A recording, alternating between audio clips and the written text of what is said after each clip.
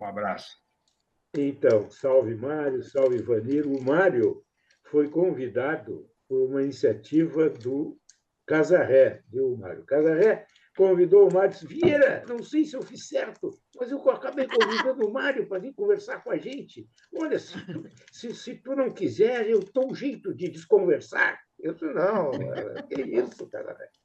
Vai ser uma alegria, é um prazer muito grande conversar com o Mário. Não sei se os mais jovens, como o Márcio e a Regina, sabem de quem se trata, né? Hein, Mário? Jornalista gaúcho que acabou migrando, como vários outros vencedores aí, para Santa Catarina, Florianópolis, participou aí da. Tu foste para o Jornal de Santa Catarina inicialmente ou já para a RBS aí, Diário Catarinense, coisa do gênero, Mário? Ele criou o Jornal de Santa Catarina, junto com Mário, o tem que Delfim abrir o teu Pedriz. microfone para falar conosco, senão tudo que tu disser não será ouvido por ninguém. Tem aí. Isso aí, abriu. Salve. Abriu. É o seguinte, gente, eu estava na Zero Hora, no esporte, sob tutela do Gaguinho e do Antônio Brito.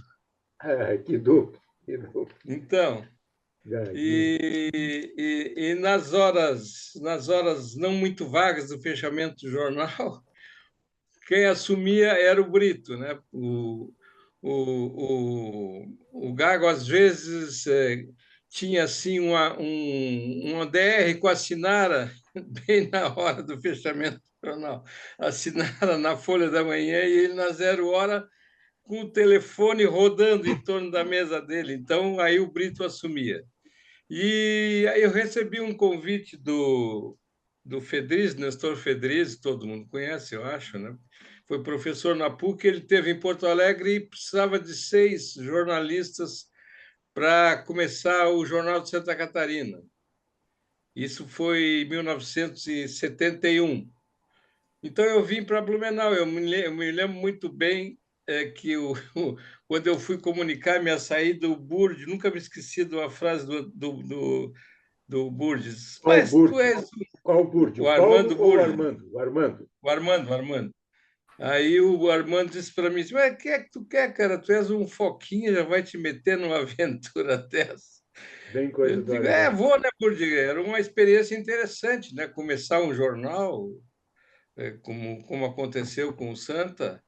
Então, eu vim para Blumenau primeiro, em 71, o jornal saiu. Nós chegamos em Blumenau, as máquinas ainda estavam encaixotadas, e a rotativa, terminando a montagem da rotativa. Então, foi uma experiência muito interessante.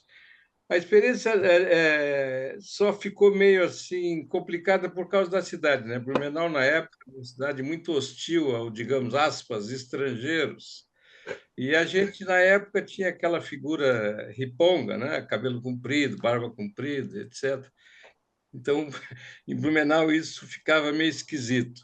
Eu fiquei um ano e pouco lá e vim para Florianópolis, aí para a transformação do Jornal Estado, que era um instrumento político do Aderbal Ramos da Silva, né?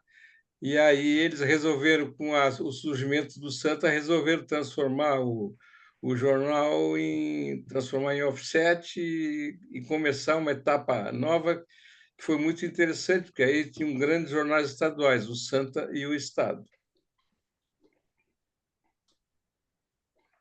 O que Tudo bem, Mário. Mas foi para o rádio depois, não foi?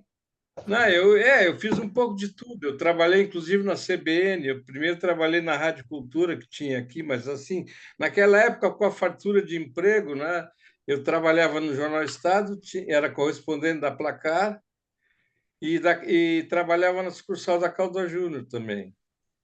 Era Placar acompanhando o futebol catarinense. Se eu estou acompanhando? Sim.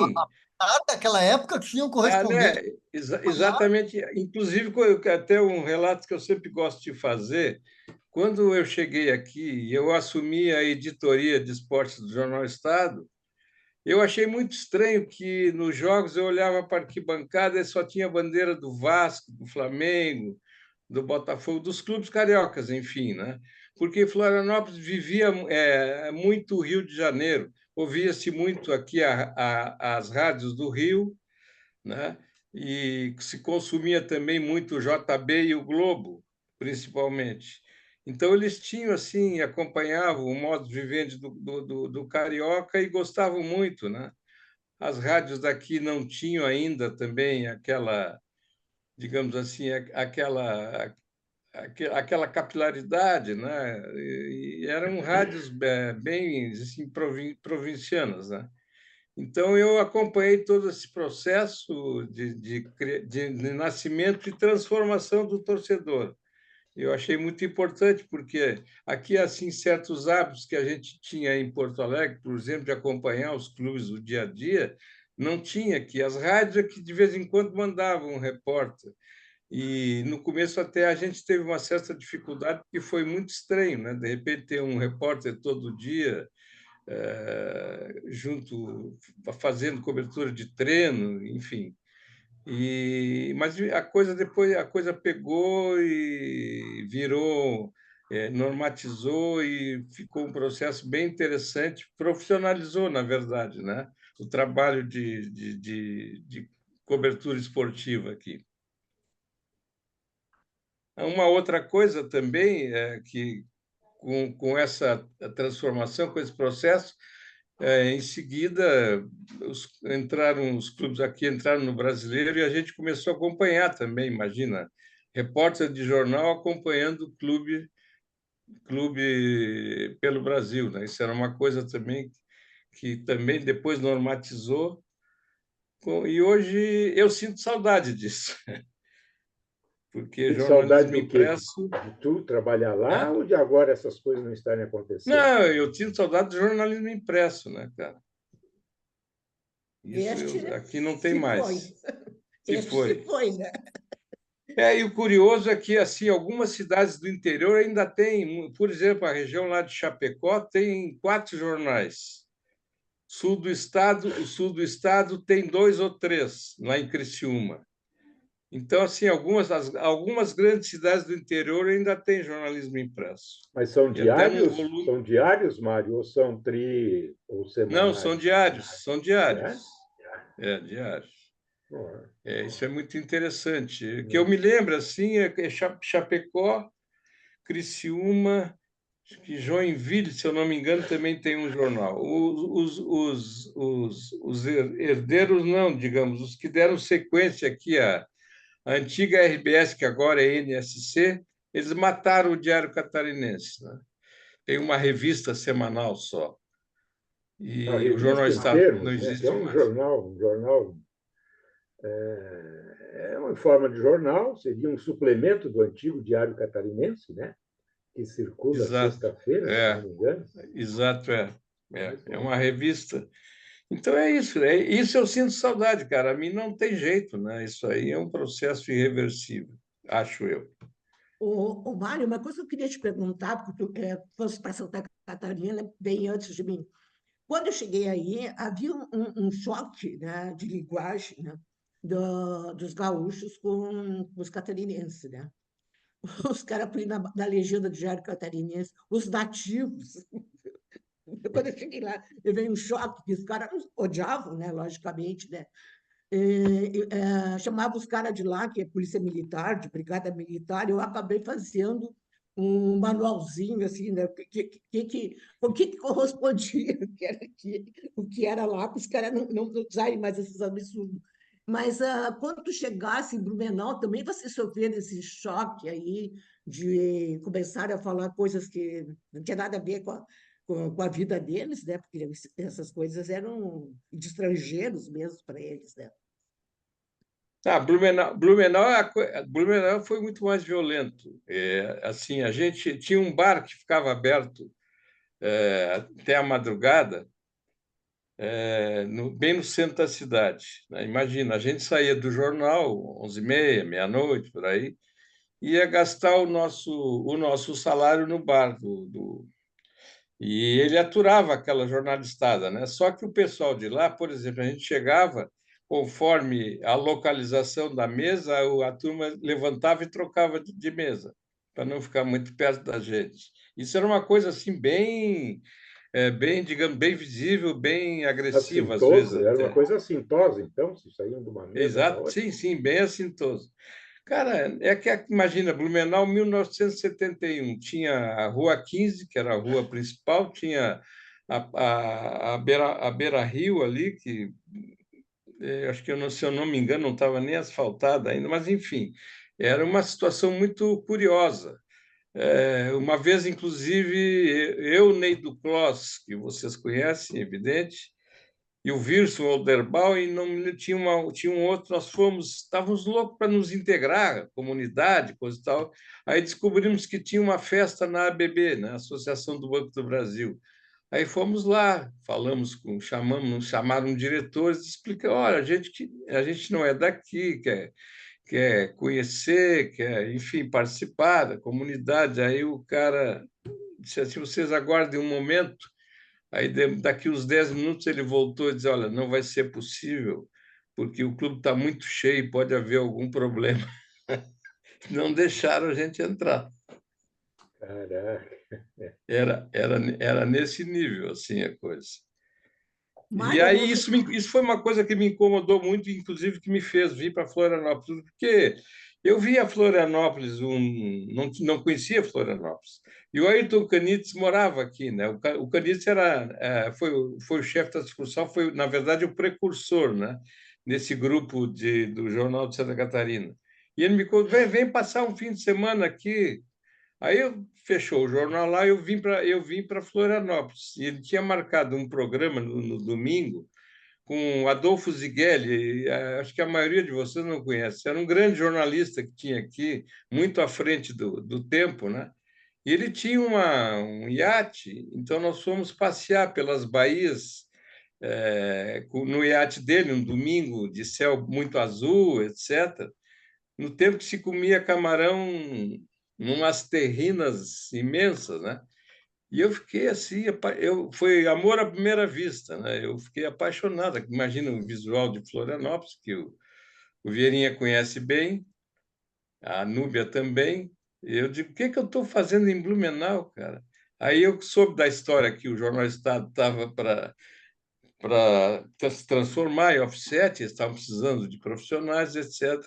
Eu me candidatei e só voltei para Blumenau para fazer as malas.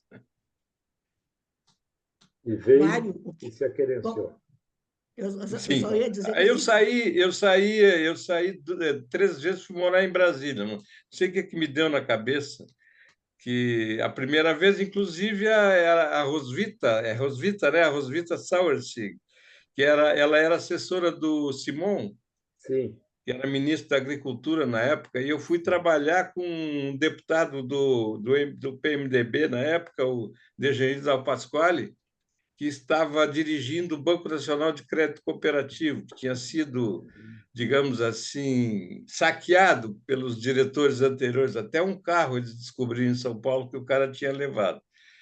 Enfim, aí aquele processo político todo, né? O Simão começaram a inserir algumas pessoas na diretoria do banco. O Simão não teve força para segurar a onda e o Dejandir começou a ficar muito desgostoso. Aí eu também, aí dei meia volta e vim para Floripa de novo. Quer dizer, eu tu, tenho tu uma fosse pergunta para ti, que nem para o Vieira. cantou Lupicínio. Esses moços pobres vão ao inferno à procura de luz. Fosse a Brasília, abandonou Florianópolis, foi a Brasília É, tentando encontrar uma nova luz. Fala, Núbia. Fala, Núbia. Desculpe. Não, eu ia dizer para você o seguinte, que duas coisas que me chamaram a atenção quando eu morei aí, era assim, tu era apresentada por uma pessoa, aqui está o Virinho. Eu só não me perguntava assim, de que família tu é? Já tomava um choque, né? Tinha que ter uma família. Se fosse dizer, não, eu sou Silveira, né? Quem é Silveira em Santa Catarina? Ninguém, né? E a outra coisa que eu acho um Luiz pouco Henrique da engraçada, Silveira. né? O Vitor era parente do Luiz Henrique da Silveira. Mas eles não estavam mas, muito cotados. Acho que Tinha ele não dois estava muito governadores. cotado naquela mas, época. o, Lu- Ah, mas o Luiz Henrique era joinvilense. pois é, esse que é o problema, tem que ser de Santa Catarina, ali tem que ser açoriano. E a outra coisa que eu achava muito engraçada é assim: então aparece lá em casa, não sei o quê, tá, onde é que tu mora? No edifício tal. como assim? E a rua, número, eles se conheciam, era uma comunidade, acho que muito pequena, então eles se conheciam pelos edifícios, o nome dos edifícios, entendeu? Eles sabiam onde é que ficava. Eu não sei, isso eu imagino que tenha mudado, porque eu já saí daí há muito tempo, né? Mas mudou esse tipo de... Ah, não, mudou Acho sim. que a chegada dos paulistas, né? Fez mudar, né? É assim, uma transformação. Florianópolis começou a sofrer uma transformação muito grande com a vinda dos gaúchos e dos cariocas para a Eletrosul. E a partir daí, inclusive, imagina, o setor imobiliário teve uma movimentação fabulosa e a cidade começou a mudar, né? Hoje, Florianópolis é outra cidade. Eu até não gosto muito dessa transformação, porque quando eu cheguei aqui, as praias eram verdadeiros paraísos, não tinha asfalto, não tinha nada para praia, para o sul, para o norte, não tinha nada. Né? A gente comia muita poeira, inclusive, para ir para a praia, né? Mas hoje não tem nada disso. E hoje, inclusive, eu acabei de ver um anúncio de um imenso empreendimento que eles estão dizendo que é com o pé na areia, que é um empreendimento de uma grande empresa no sul da ilha, no Campeche. Epa, Eu não na sei minha onde é que vai. vizinhança, É? na minha vizinhança aqui, então, meu Deus. Exato, exatamente. Não? Mas é uma coisa imensa, cara. Tem 406 apartamentos. Não sei desses quanto tem, não sei quantas coberturas. É um negócio absurdo. E aí Mas fizeram aqui, isso. amigo, isso a gente sabe, né? Quem não tem problema, quem for amigo do rei, não interessa se vai prejudicar a natureza, se vai invadir a área de preservação, isso aí a gente resolve depois. Mário, a gente fez uma cobertura de um jogo de futebol eu fiz contigo, ou tu fizeste comigo, era Grêmio e Figueirense.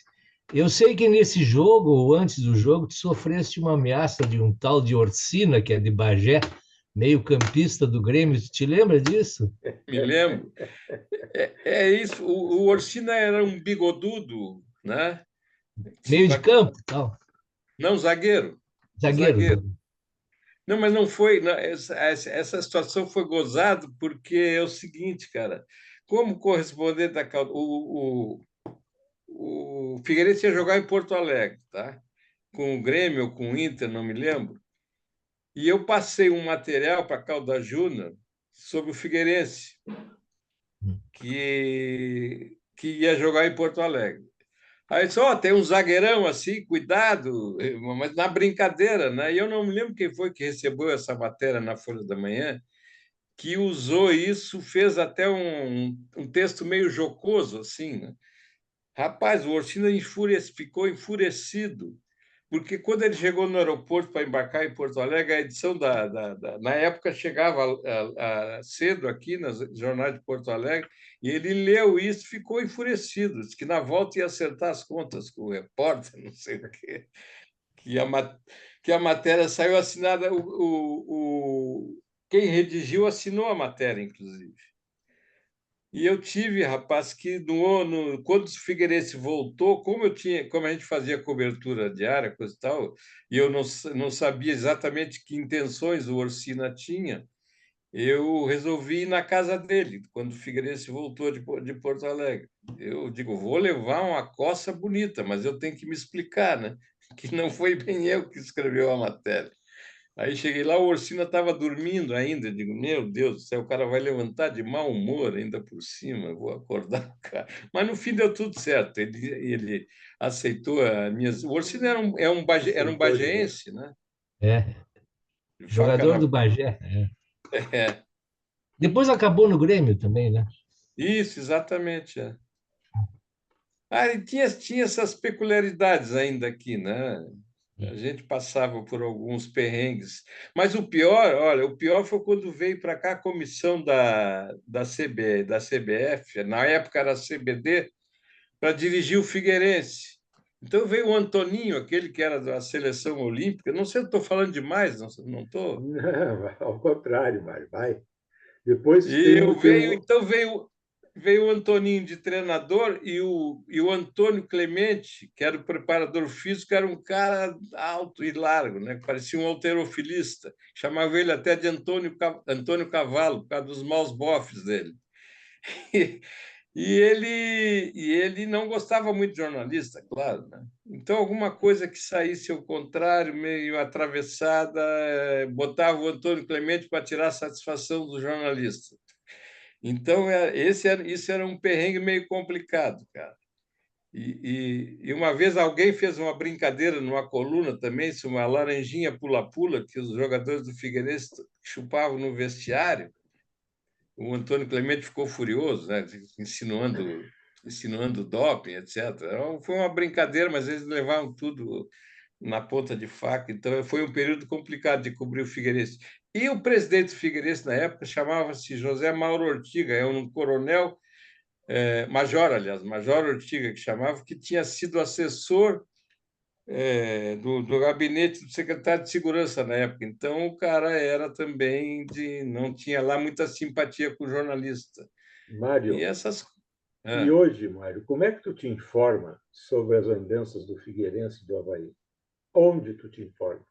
Olha, cara, como eu estou aposentado, né, que o etarismo me pegou um bonito, né, eu tenho só para escrever no Facebook, às vezes no Instagram, etc. Então, eu ouço as rádios daqui que fazem uma cobertura muito, muito capenga, porque hoje, com as assessorias dos clubes, é que fornece o material. Hoje você não entrevista mais jogador, não entrevista mais preparador físico, entrevista só quem as assessorias escolhem e determinam, né? Então, a informação dos clubes hoje é muito, muito capenga, muito prejudicada. É quase, digamos assim, informação oficial, praticamente, né? Porque não se assiste mais treino. Isso não é um problema só de Florianópolis, né? Hoje, os treinos são secretos para nada, né? Porque você vê os times em campo hoje, é tudo do mesmo jeito. O escanteio é batido do mesmo jeito, tiro de meta é batido do mesmo jeito. Então, tu não vê nada ensaiado que merecesse tanto segredo. Muito bem. Tem um outro especialista em Florianópolis, Santa Catarina, que entrou na conversa, o seu Elmar Bones. Tudo bem contigo, Elmar? Seja bem-vindo aqui ao nosso convívio. Só que o teu Tá, microfone mas está fechado, Elmar. tu e o Elmar foram para Florianópolis já aposentados. Quem? Eu? Não, o Mário não. Tu, Vini, ele perguntou se tu e Ah, o Elmar sim, sim, sim. Eu sou um neófito aqui, Márcio. Eu vim Ah, para tá. Florianópolis exatamente. Quando me aposentei, resolvi encerrar, digamos, a atividade do dia a dia, né, na empresa que eu tinha lá com o Fuscal. Fechei as portas e realmente vim para Santa Catarina.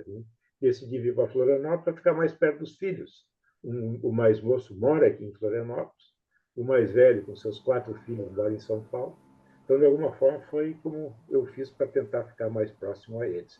Já o Elmar Bones, que é um visionário, né, há 40 anos, se não 50, tem um pé em Porto Alegre e um pé em Florianópolis, onde ele divide as suas atividades profissionais e pessoais. Tá? Continua fechado teu microfone, Elmar. Se tu quiser fazer uma observação aí, nós tem que abrir para a gente possa ouvir. Abriu. Abriu. Está me ouvindo agora? Sim, está ouvindo Está agora. me ouvindo? Então, Sim. eu queria, o Mário, eu queria perguntar uma coisa para o Mário. Eu, outro dia, Mário, você participou daquela experiência ali do Jornal de Santa Catarina, não é?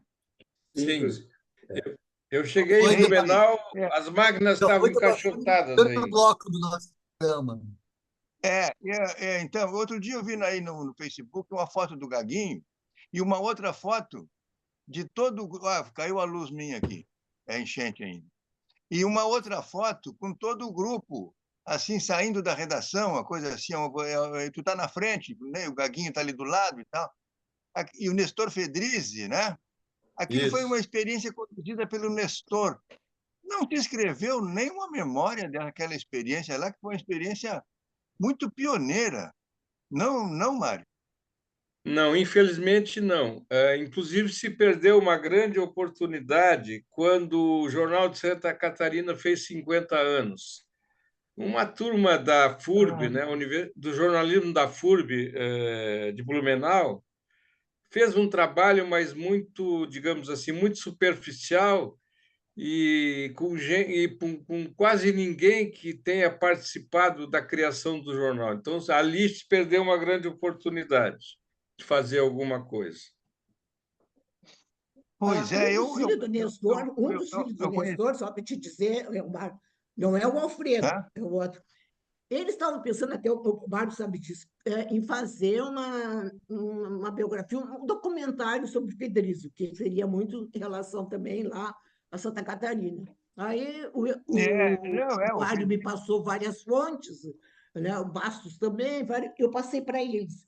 Eles parecem que estão agora pondo esse projeto, não é, para conseguir grana não é na Lei Rouanet, como é que é? De audiovisual, né? Lei de audiovisual, né? É o que eles estão pensando em fazer. Só para te dizer isso, só para acrescentar.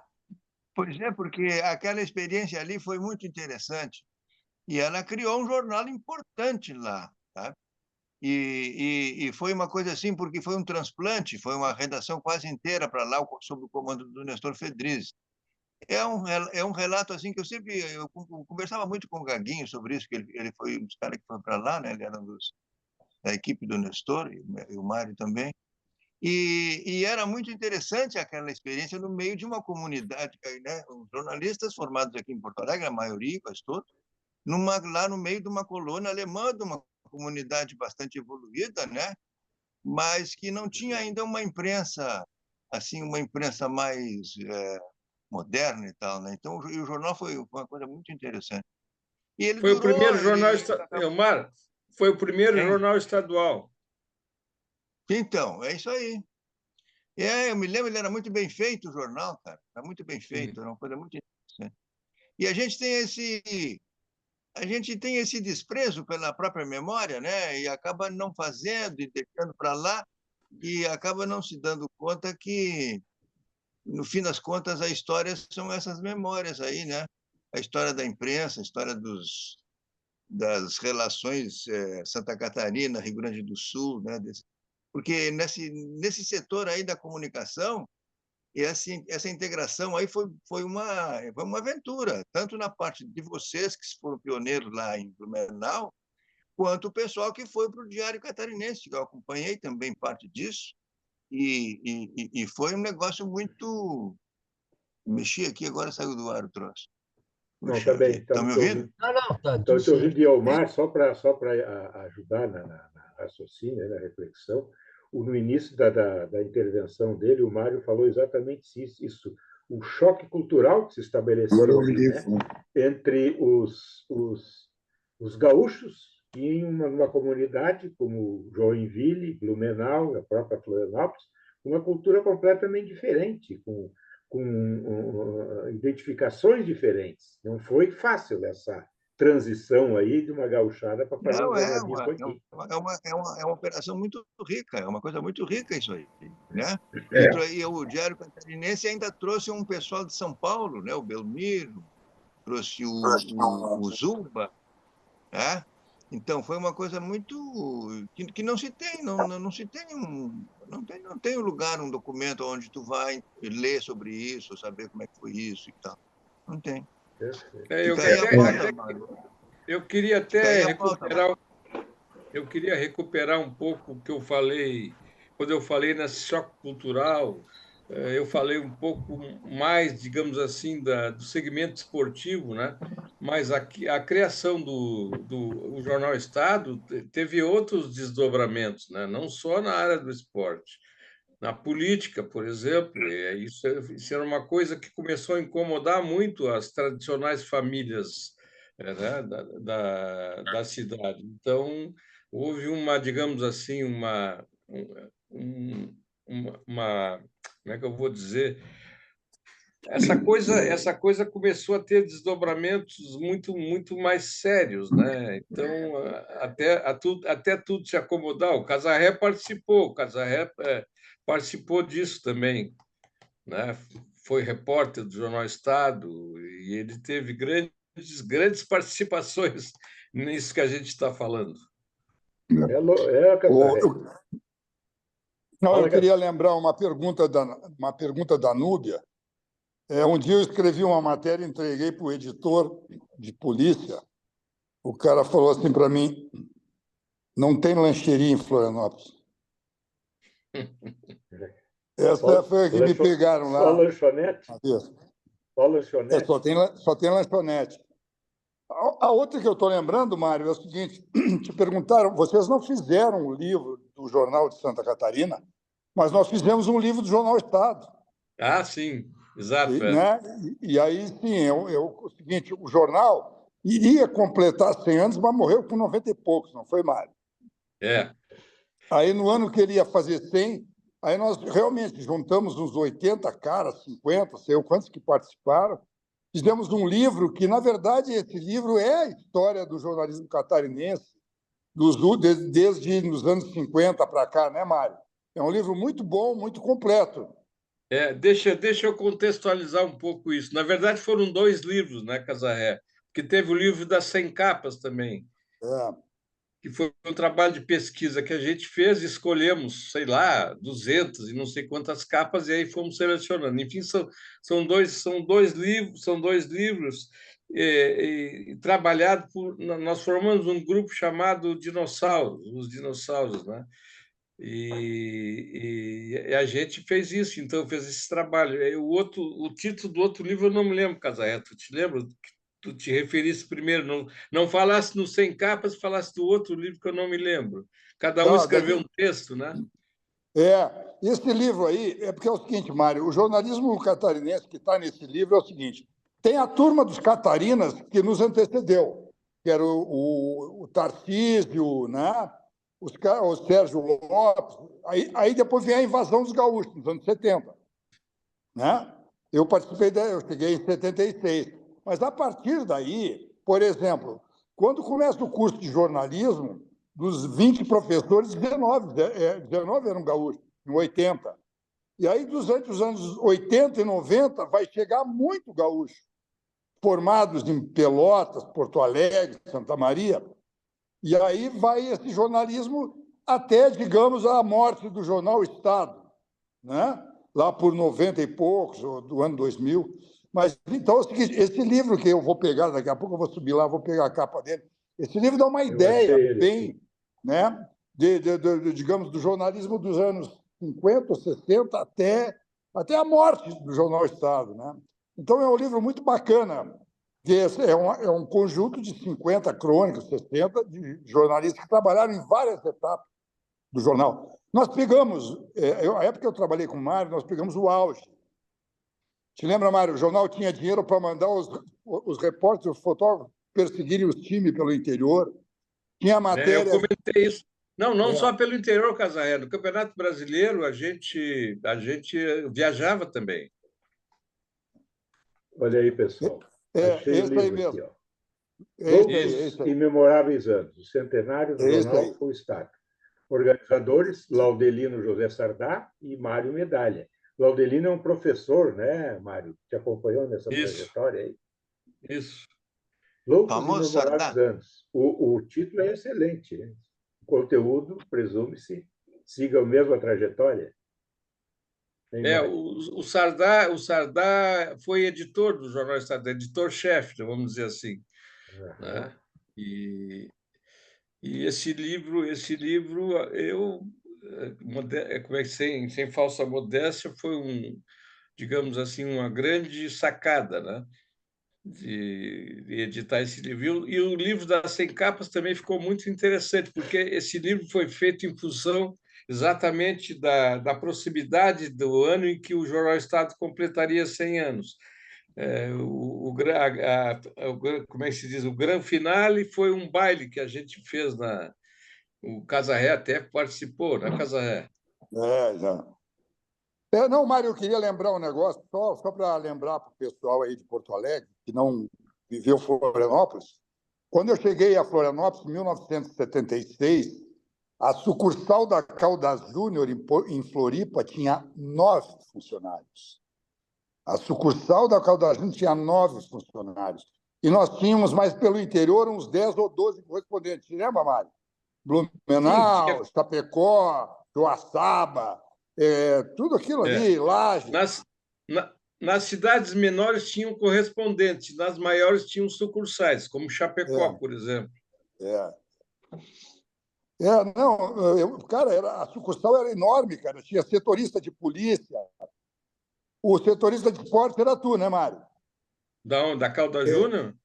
Na Caldas Júnior. Tu era, digamos, sim. o cara que escrevia. Tinha um cara só para a polícia, que era o Zico, te lembra? Isso. Tinha 2 correspondentes políticos, que eram o Moinha e o Bento Silvério. Tinha 2 redatores que trabalhavam parados na redação. E mais vários repórteres. Então, cara, a sucursal era imensa, cara. O Casarré, desculpe, eu acho que eu troquei as bolas. Quando tu falasse nos correspondentes do interior, eu pensei que estavas falando do Jornal Estado. Não, estavas falando da sucursal da Caldas Júnior. A Caldas Júnior, eu acho que tinha sucursal em Blumenau e correspondentes em Joaçaba, todo lado lá, Joinville, aquelas grandes cidades, Laje. O Casarré, a Caldas Júnior tinha um grande número de assinantes, o Correio do Povo tinha um grande número de assinantes em Florianópolis e em toda Santa Catarina. Tu te lembra do número? Nessa época aí, o Correio do Povo tinha uma grande circulação. Cara, eu me lembro o seguinte, quando o Brito, o Paulo Brito, não é o Antônio Brito, o Paulo Brito, que era o chefe de redação da Caldas Júnior em Floripa, foi contratar uns repórteres lá no Oeste, ele me levou junto de carona. Fui com ele para Joaçaba, não sei mais para onde e tal. Eu acho que em Joaçaba eu estava conversando com o prefeito, isso aí é 76. O prefeito me falou o seguinte, da população adulta, 95% são gaúchos. Isso é Joaçaba. Todas as cidades do oeste de Santa Catarina, do meio oeste para o oeste, todas elas são cidades formadas por gaúchos que subiram daquela zona basicamente ali italiana, né? Quando aquilo ali começou o problema da sucessão, que o cara recebia uma terra, tinha uma cambada de filhos, os gaúchos começaram a cruzar a fronteira ali em 1900, e vai embora. E aí, quando eu cheguei lá nos anos 60, ainda tinha muito gaúcho lá que tinha subido. Como o Elmar está dizendo, o Correio do Povo era o jornal mais vendido no oeste de Santa Catarina. Sim, o Estado, quando apareceu o Estado, foi fazer concorrência justamente para o Correio do Povo, que tinha um número impressionante de assinantes. Exatamente. Muito bem. Eu acho que os gaúchos que foram para Santa Catarina têm uma importância muito grande na universidade. Aí o Casarré mencionou a universidade, né? Exato. O Adelmo Genro, o Magrinho, o Medici. Eu acho que o próprio Lanzetta passou pela universidade. Eu não sei se o Casarré não andou também passando pela universidade, mas eu, quando trabalhei na EBC, o pessoal da universidade fez um estudo detalhado sobre comunicação para nós, e aí eu tive noção da importância que foi esse curso do jornalismo. O Adelmo Genro, aqui na UNB, ele é um dos principais teóricos aqui da Universidade de Brasília, ele é um cara muito estudado no mestrado, pós-graduação. Então, eu queria saber de vocês conviveram com esse pessoal aí, né? Como é que era essa relação, se vocês tiveram com esse pessoal da universidade, que eu reputo como uma coisa de grande importância para a formulação, né, dos conceitos e valores da comunicação, que é importante, foi importante para Santa Catarina, mas foi importante, está sendo importante para o Brasil inteiro, né? a minha participação foi brilhante. Foi brilhante porque ela foi meteórica, criou uma luz assim fantástica. Eu fui professor durante uns 2 meses, mais ou menos, em 1985.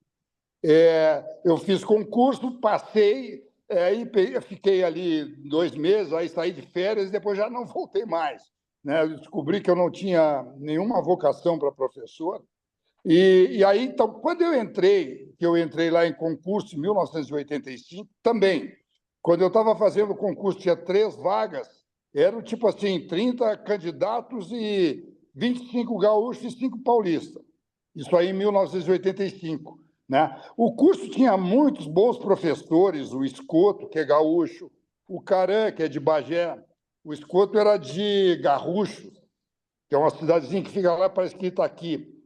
O Caran, que é o professor de Bagé também, belo professor e tal, e o César Fonseca, César Valente, gaúcho, Catarina. Não, Tinha muitos O César é professores bons. Catarina. O César é Catarina. O Mário foi convidado para ser professor e não quis dar aula lá. Não, não. Um pouco diferente. Eu descobri que não tinha vocação para professor no meio de uma prova que eu estava fazendo.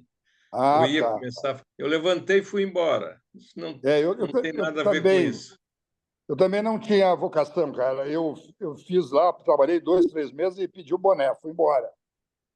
Mas o curso era muito bom, cara. Realmente, era gauchada lá.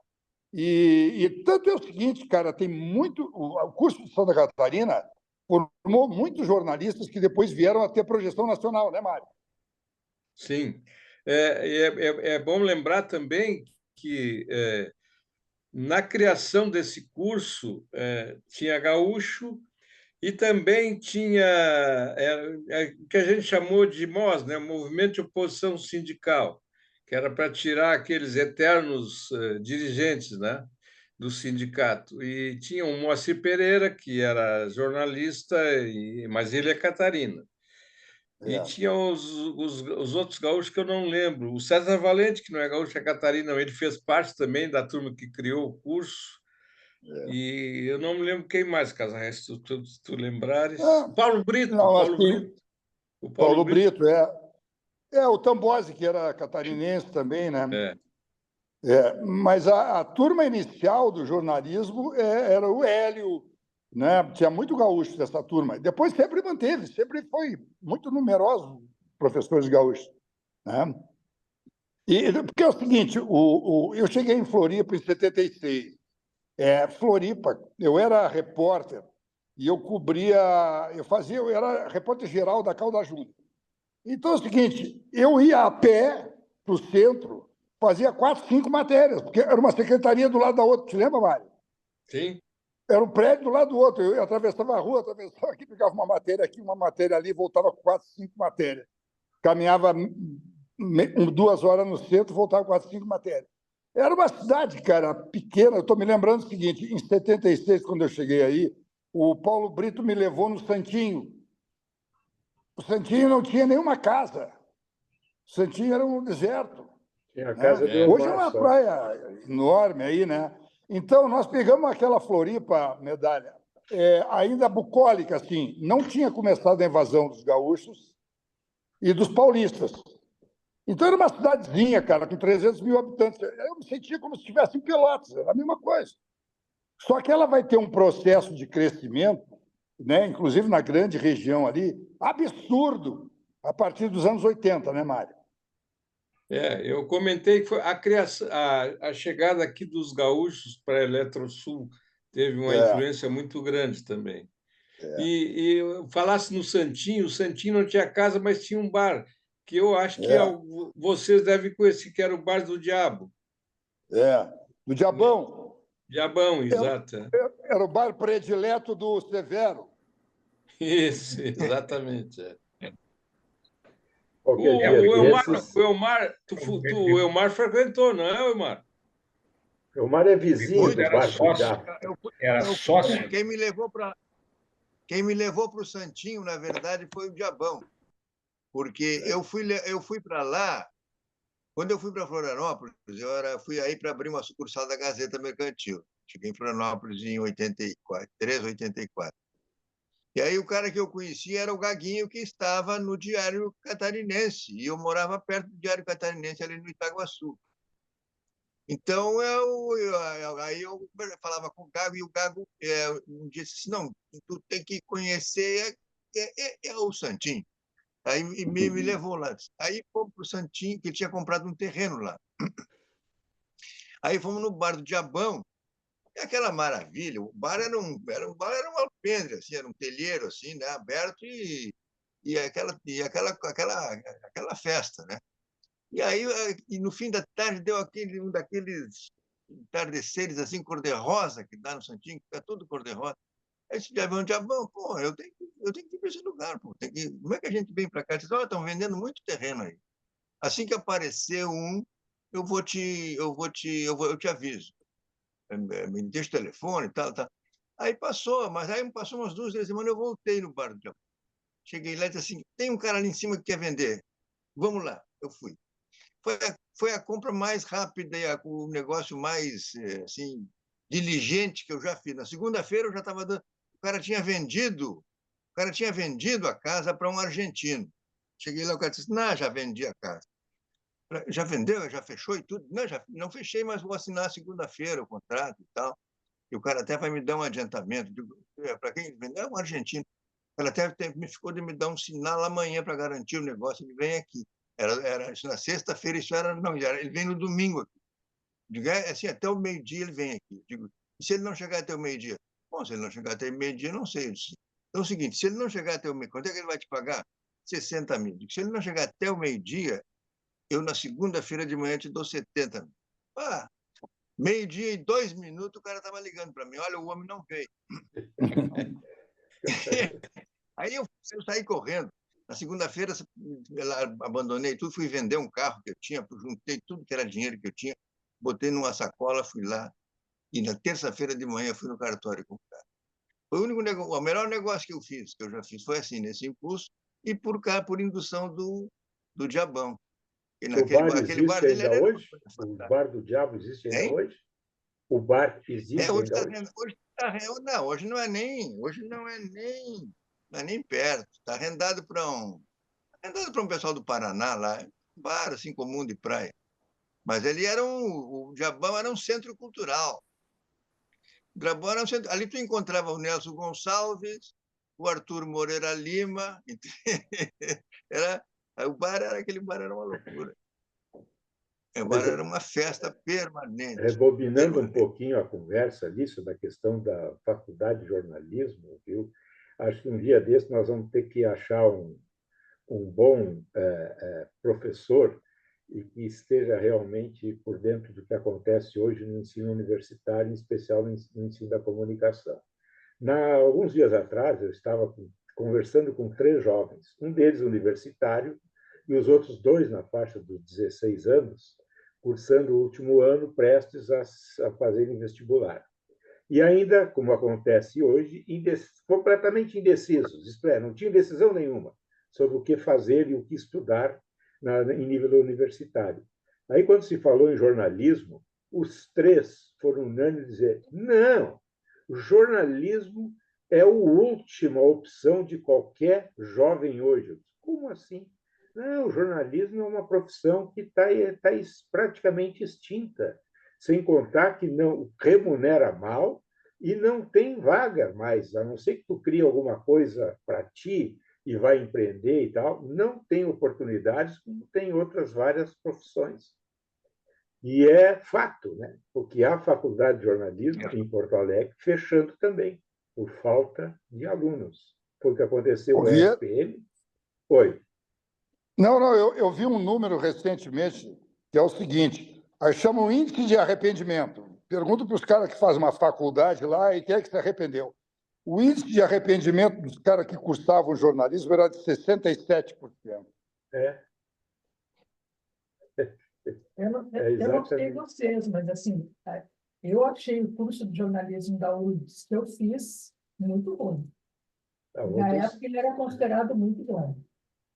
Na época, na década de 70, era ótimo, o da PUC era ótimo, o da Universidade Federal.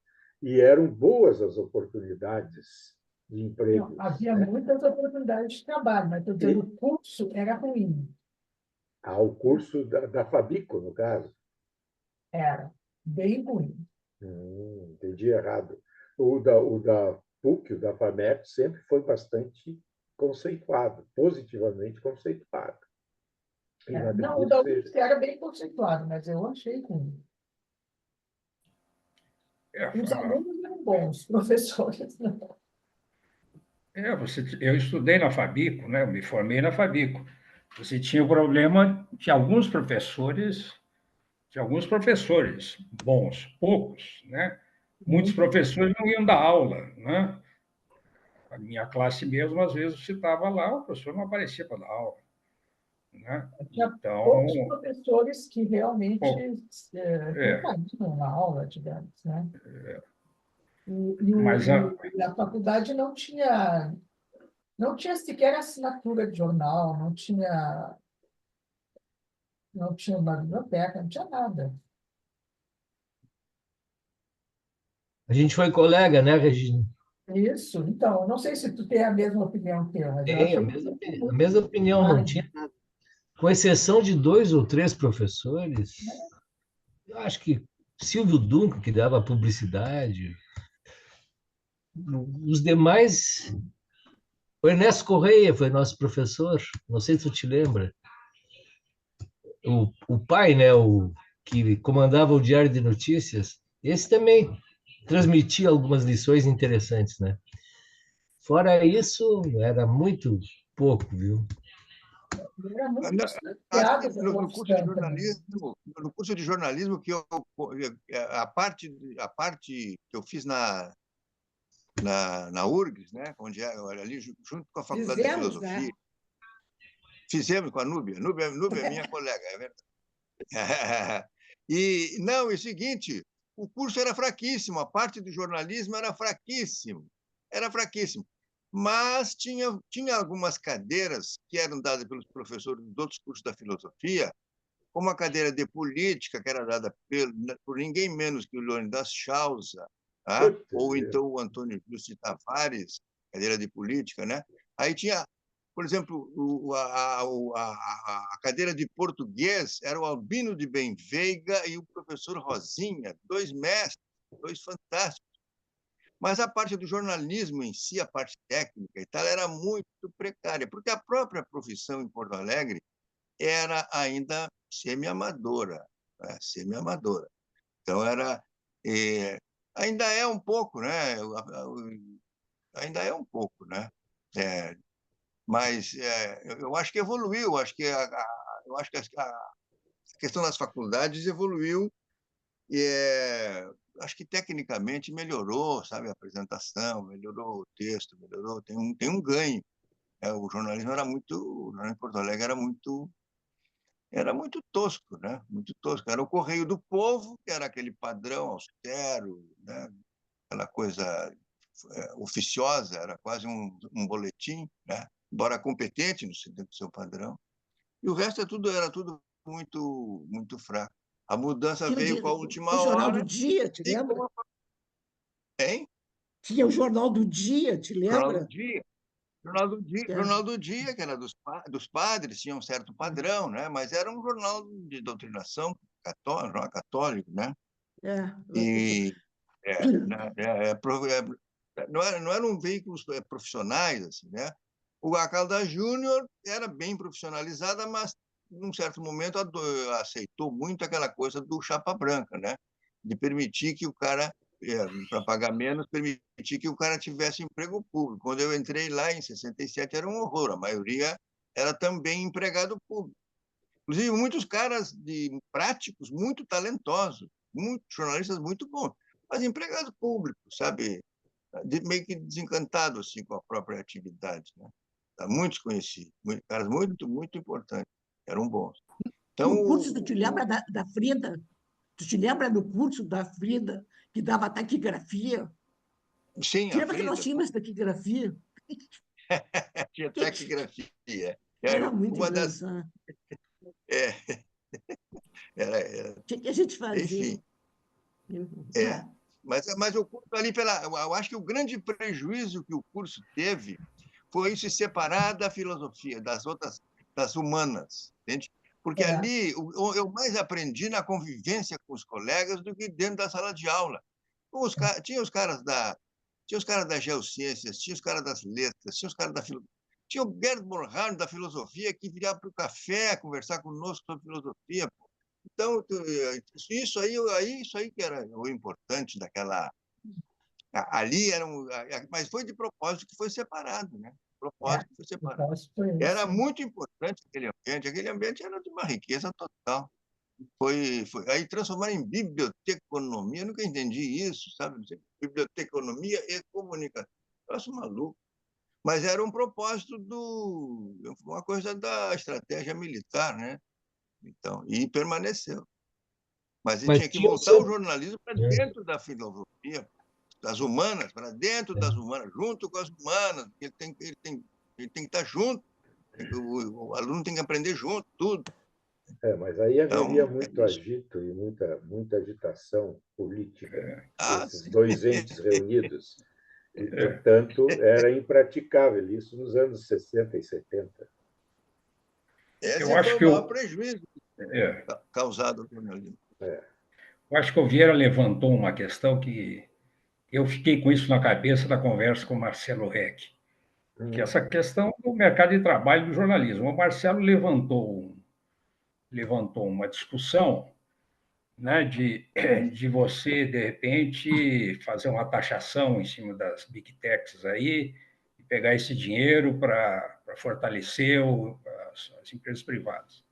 E eu estava pensando sobre isso e acho que talvez a taxação do dinheiro talvez fosse importante para você criar no Brasil, fortalecer no Brasil uma empresa, uma BBC, sabe? Uma empresa que cuide da comunicação do ponto de vista do Estado, não do governo, não é essas empresas de comunicação atreladas ao governo. Com uma visão clara, né? É um dever do Estado brasileiro garantir que o cidadão tenha uma informação adequada, né? Digamos, isenta, o mais isenta possível, né? Para que o cidadão se posicione sobre os mais variados assuntos. Isso é uma questão elementar da vida do cara, um sujeito mal informado, ele toma decisões erradas. Então, se você tem uma estrutura talvez estatal, né, uma BBC, com total autonomia, etc., e tem um recurso para financiar isso, você pode, de fato, criar uma rede, você pode criar uma rede importante de comunicação num país do tamanho do Brasil, para você, uma agência de notícia, garantir informação para os pequenos jornais do Brasil inteiro, informação boa, de qualidade, e, e garantir mercado de trabalho para esse pessoal que está saindo das universidades, né? Já o setor privado, aí, eu, de fato, fiquei pensando sobre isso e não sei, de fato, como é que você resolve, você fortalece a comunicação privada. Mas achei muito interessante as duas experiências que foram apresentadas, do lado de Cachoeira, né, e do Alto Taquari. Achei que, né, o pessoal tá avançando e está tentando construir um caminho, né? Mas não é uma coisa que resolve, não vai resolver isso a nível nacional. O que mais se aproximou desse modelo que tu traçaste aí, Vanir, foi a TV Cultura, ali Exato. nos anos 80 e 90, quando o conceito dela era não ser um ente estatal, e sim um ente público. E o Exato. desafio era, né, ser financiado por recursos públicos e ter uma independência muito forte em relação ao Estado. Houve algum tempo que isso acabou conseguindo sobreviver nesse diapasão. Era um conceito de uma emissora que não admitia publicidade comercial, né, de venda de produto, e teve uma programação de excelência, com o Castelo Rá-Tim-Bum, por exemplo, como um dos seus carros-chefes na programação. Infelizmente, acabou sendo não um fogo de palha, mas quase isso, porque hoje ela sobrevive, mas já não tem aquela pureza que conseguiu ter nos anos 80 e 90. Está lá cheia de comerciais, muito influenciada pelo governante de plantão, né? E tem, de outro lado, em Brasília, a EBC e a Rede Brasil, mas com um viés exclusivamente Ah, governamental, né? Estatal, para é. vender literalmente o peixe do governo, não aquelas questões então, que seriam mais de interesse da comunidade, da população. É um equilíbrio muito Amigos, difícil, né? Gerinha, eu tenho que interromper a minha participação, que eu tenho uma missão em Glória, que aí é o velório de um amigo agora. Opa, E eu queria agradecer muito vocês. Foi o meu presente de aniversário hoje foi a participação com vocês, com esse papo muito agradável. Tá? Um abraço a todos e até uma próxima Um abraço, Mário. oportunidade. valeu, Mário. Obrigado também. Foi ótima a tua participação. Muito obrigado. Tá bom? Valeu, obrigado. A Tchau. próxima. Tá bom.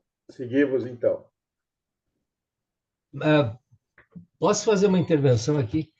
Ah, eu não sabia, só fiquei sabendo ontem pelo longo desabafo que ele fez no Facebook.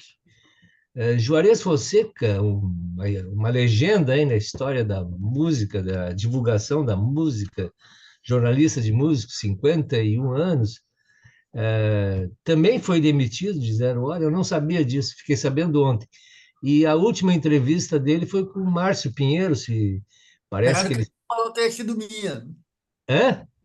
Espero que a culpa não tenha sido minha. Não, não, não. Isso é. Eu queria só saber se vocês acham que quais são as intenções, principalmente de Zero Hora, que é um veículo que tem grandes nomes ainda, está aos poucos e gradativamente se livrando dessas personalidades do jornalismo, como foi há pouco tempo o Tavares, agora o Juarez, Cláudia Tages e tantos outros. Queria só saber o que vocês pensam disso também. Não sei se é mudar o assunto demais. Deixa eu só contar uma historinha, porque isso aí eu até acompanhei bem de perto, tanto pela relação pessoal que eu tenho com o Juarez, como pelo meu interesse pelo tema. Na verdade, o Juarez não foi demitido, ele se Hum. demitiu. Não, Pois é. não, do jornal Papel, ele foi demitido e foi convidado para ir para É, o na verdade, GZH. E daí tá. lá foram cortadas as asas dele, por isso que ele se demitiu. Ele diz ali, no texto dele. Então, foi Ele uma disse, demissão. É. começou, isso começou em maio, por aí, mais ou menos na mesma época da enchente, porque a apresentação da nova Zero Hora estava prevista para o 5 de maio, que é o aniversário da RBE, da Zero Hora. Tá? Por causa da enchente, aquilo foi adiado.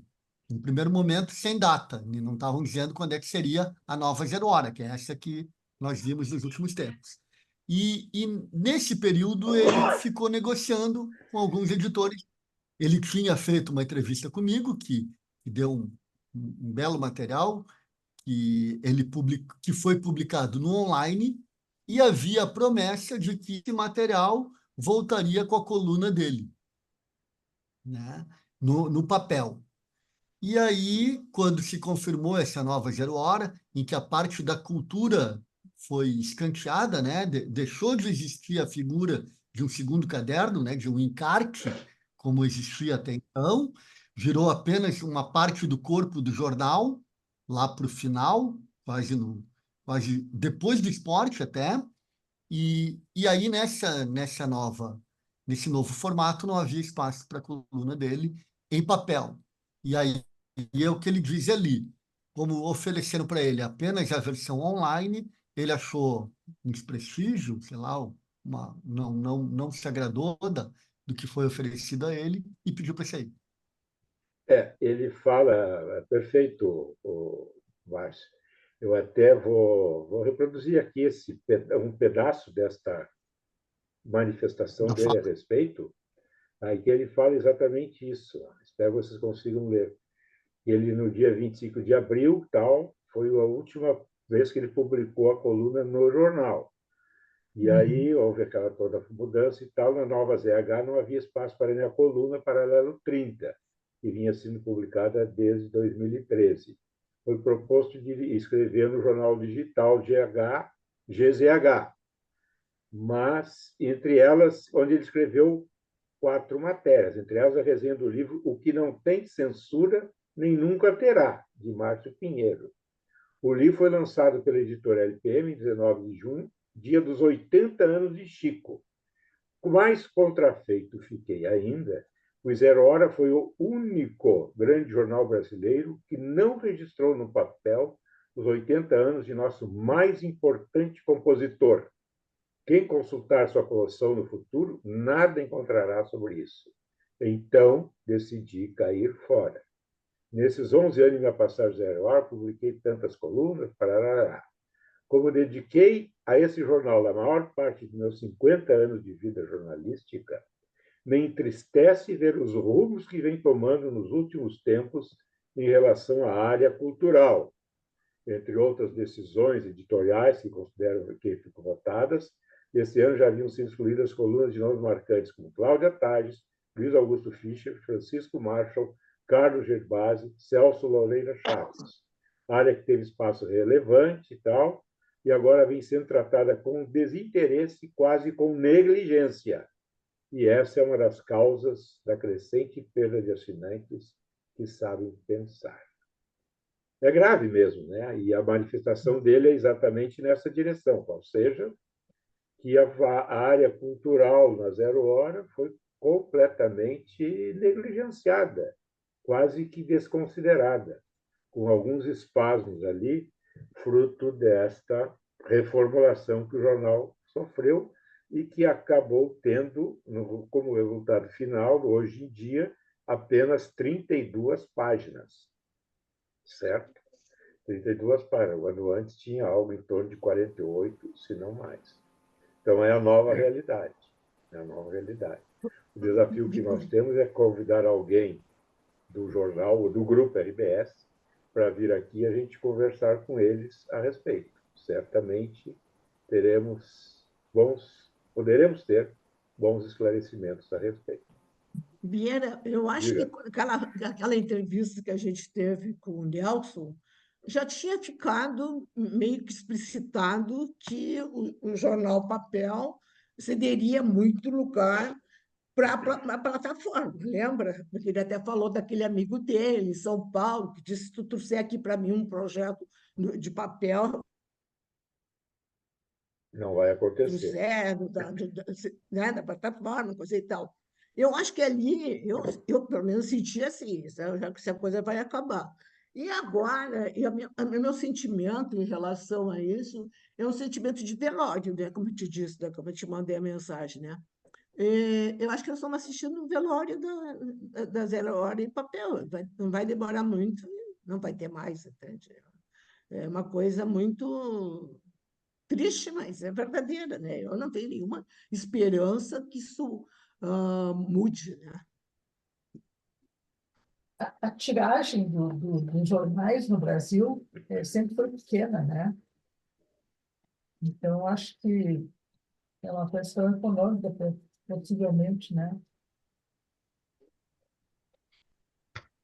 Acho que foi mais ou menos isso que o Nelson deixou dito, né? Daquela vez. Outra coisa que fica evidente na escrita dos novos colunistas ali, todos eles desempenham pelo menos 2 papéis, V e da Zero Hora, né? Então, ficou claro que uma figura como o Juarez, que era um especialista, né? Um cara focado na música brasileira, na música feita no Rio Grande do Sul. Então, um cara com tamanho conhecimento, mas ao mesmo tempo muito específico, não tinha mais espaço na Zero Hora. Os outros, acho que em relação aos outros, como Fischer, como Marshall, né? Os caras nem ganhavam nada, né? Não era por uma questão econômica que eles tiraram, né? Foi por uma questão de decisão editorial. Eles não querem mais aquilo ali. E eu conheço milhões de pessoas, bilhões, né? Eu também não é tanto assim, né? Mas vamos dizer assim, eu conheço muitas pessoas que são da área da academia, né? Da universidade, que eles simplesmente cancelaram a assinatura e não fizeram a digital, que chegaram à conclusão que virou panfleto. Então, eles diziam aquele panfleto, né? Bom, eu acho que a imagem nesse meio cultural, vamos dizer, e acadêmico, a imagem está abaixo do cocô do cavalo do bandido, né? Bom, mas é uma decisão editorial mesmo, né? Empresarial, eu diria. Eu acho que é mais uma decisão empresarial aí, né, Núbia? Não, Onde acho que está tu está toda certo, empresarial. essa redução da importância do que está no papel impresso, na tentativa de fazer a migração para a versão É, digital, que é o é. GZH digital. E se vocês forem olhar ali as manifestações nessa postagem do Juarez, que são centenas, né? Três coisas, pelo menos, ficam claras, né? Primeiro, o bom conceito que o Juarez goza, né? Que não é novidade nenhuma para todos nós. Segundo, a antipatia que muitas pessoas têm pela RBS. E o que mais se destaca, ninguém gostou desse novo formato. Ninguém, todo mundo criticando essa nova hora, esse novo jeito que eles arranjaram para mostrar o jornal. Um cara do Correio do Povo me falou que a distribuição do jornal, por exemplo, do Correio, que hoje está em perto de 20 mil, é muito pouco para quem já teve 280 mil, né? Ah, certas praças não interessam mais, tipo, para que mandar 10 jornais para Alegrete, 5 para Uruguaiana, 8 para Paraí, cidades que ficam a 500, 600, 700 quilômetros de Porto Alegre. Isso será que contribui para, sei lá, o fechamento dos jornais do futuro? Não tão distante, pelo que eu imagino. E isso aí que tu falou agora com relação ao interior, dá para notar também com relação em Porto Alegre, comparado com os jornais do Rio e São Paulo. Tu não consegue mais encontrar em papel Folha de São Paulo, Estadão, o Globo, por aí. É, Então, assim como não tem interesse em mandar para o interior, também acho que Rio e São Paulo não tem interesse em mandar para cá jornal de papel do Globo, da Folha. É, é impressionante. Outro dia Chegava um dia depois, eu lembro, chegava sempre um dia depois. Hoje não chega nem um dia depois, nem 2 dias depois, realmente. Aqui em Florianópolis é o mesmo fenômeno, né, Márcio? Você não encontra É, banca de jornal, você não encontra mais onde comprar jornal. É verdade até que o jornal eu dia quase não desses, existe. não sei se tu viu, eu fiz uma postagem sobre a famosa banca Vera Cruz, ali da Praça da Alfândega, Sim, onde sim. teria a famosa lenda que o Chateaubriand chegou para o Breno Caldas e disse: quero comprar o Correio do Povo. E disse que o Breno Caldas olhou no relógio e disse: essa hora tu encontra na banca da Praça da Alfândega. A banca da Praça da Alfândega hoje vende concurso, né? Fascículos para concurso, pão de queijo e capinha de celular. e doces. E cafezinho, Doces. provavelmente. É, Isso eu não cheguei a ver. é como disse a Núbia, né? O jornalismo impresso está a caminho de nós termos o velório dele como um todo. Porque realmente a Regina falou na tiragem de jornais, a Folha de São Paulo, Regina, enchia a boca nos anos 80 para dizer que tinha uma tiragem de 1.400.000 exemplares aos domingos. Hoje, mesmo aos domingos, não chega a 10% disso. Então, que já foi de um alcance extraordinário, hoje está completamente minimizado. E é uma dificuldade. Em Porto Alegre ou em Florianópolis, para ficar nesses dois exemplos, você não vai encontrar Folha de São Paulo impressa em lugar nenhum. Em lugar nenhum. São E novos e o tempos. grande negócio também é que tanto a Folha como o Estadão agora estão sendo distribuídos ao mesmo tempo, no mesmo caminhão, digamos assim. Mas essa é uma medida inteligente, né, É, Manuel? E não é nova, econômica. né? No sentido é de tentar minimizar custos. Mas se eu Tá. tenho um caminhão que tem que ir para Campinas levando 200 jornais, é melhor Não. ele levar 400, 200 de cada um e dividir os É. custos. Então, essa aí foi uma medida inteligente, não é recente, ela já existe há um bom tempo. A concorrência, pragmaticamente, deixou algumas questões de lado na busca da tentativa de sobreviver. Essa é a realidade. Eu gostaria de ler uma boa matéria sobre o grupo RBS, porque eu acho que, bom, a gente tem muito pouca informação sobre nessa área, né? É a área que a gente tem menos informação, mas eu tenho a impressão, pelo que eu observo, assim, que tem duas correntes lá dentro, duas correntes que estão, assim, se atritam, se conflitam, tá? E, às vezes, as soluções que saem são sempre meia boca, não vão bem para um lado nem para o outro. Eu acho que tem uma corrente que é mais, né, de homens de negócios, né, e que acham que tem que ser uma coisa com resultados financeiros e o resto vem a reboque, né? E ainda, por exemplo, para esses, o jornal impresso é problema, tinha que tirar da frente. E parece até que já houve uma decisão de fecharem a 0 hora aí no final de 2023, mas depois houve uma prorrogação, porque parece que o número de assinantes se manteve estável, com um pequeno crescimento. Então, nesse embate aí, se decidiu deixar um pouco mais para frente. E agora parece que houve assim, pelo menos uma tentativa de mostrar que havia um interesse em manter o jornal, até fortalecer o jornal. Mas não é o que se vê no jornal. O jornal é cada vez pior, cada dia pior. Tá? Inclusive, isso aí que foi falado, ele negligenciar a parte cultural, que sempre foi uma parte forte no jornal, de um absurdo, né? Então, eu não sei, eu não entendo o que está acontecendo lá. Eu acho que tem uma dissidência, tem dois grupos divergindo quanto à estratégia, né? Em relação ao jornalismo.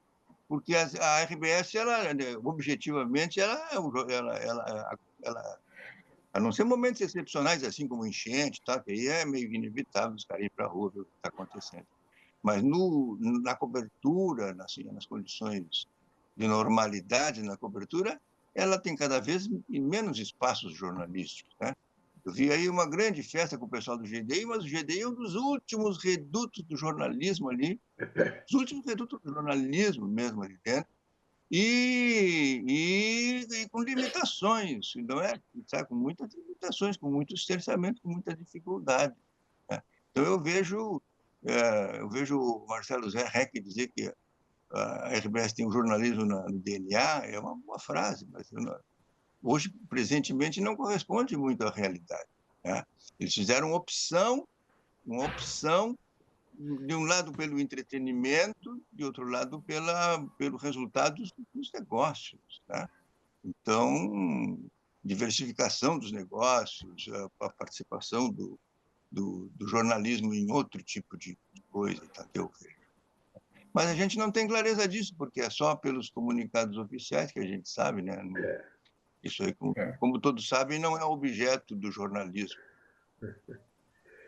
O Elmar falou no GDI, que é o grupo de investigação que o Grupo RBS criou, né, e que agora, inclusive, comemora a fundação dele, a criação dele, com a publicação de um livro, houve ontem até o lançamento dele. Eu acho, Elmar e todos, que essas coisas mais da filosofia empresarial corporativa só tem uma forma de nós tentarmos nos aproximar da versão oficial, que é chamar o Nelson de novo. Já tivemos uma ótima conversa com ele outra vez, né? Ele estava extremamente entusiasmado com os rumos que a empresa estava tomando, apostando muito no digital. Eu me lembro que ele até falou num número, não sei se vocês lembram, que a intenção, a meta era atingir 1 milhão de usuários na plataforma digital. Então, eu acho que o nosso desafio é trazê-lo novamente aqui, e à luz dessa inovação que foi feita, essa reformulação da Zero Hora e a criação, a ênfase maior no GZH digital, para a gente conversarmos com ele sobre isso, certo? Acho que ninguém vai discordar dessa ideia. Eu acho que por hoje podemos ir encerrando, tá, pessoal? Foi uma conversa muito rica, né? Boa, com essa contribuição inesperada do Mário Medalha, que foi convidado pelo Casarré. Viu, Casarré? No início ali da conversa, eu registrei a tua ousada iniciativa de convidar o Mário e depois a gente acertar a participação dele aqui. Foi ótimo, maravilhoso. Voltaremos semana que vem, tá bom, pessoal? Muito obrigado por tudo. Tchau. Tchau, tchau. Eu queria dar uma sugestão. Diga. Se vocês quiserem fazer uma conversa sobre os cursos de comunicação, eu acho que uma pessoa que poderia ser entrevistada sobre isso é a Zélia Leal de Vidro. Zélia Leal? Zélia Leal, é uma boa sugestão. Beleza. Ela é muito boa. Tá Tem bom. que esperar, porque a Zélia agora está na Suíça, né? Visitando o filho, Não, né? mas Ela ela tem um volta, filho ela lá. volta. Tá bom, mas valeu, ótima Só sugestão. volta no fim do mês de agosto, parece. Me Isso aí. disse. Bom, Boa mas noite. Aí Tá tá bom. feito o Então, convite. Valeu, vamos conversar sobre isso, Ei. Regina. Tchau, Tá bom, pessoal. tchau. Até a próxima. Tchau, um abraço. tchau, então. Terminou? Terminar. Deixa eu sair daqui agora.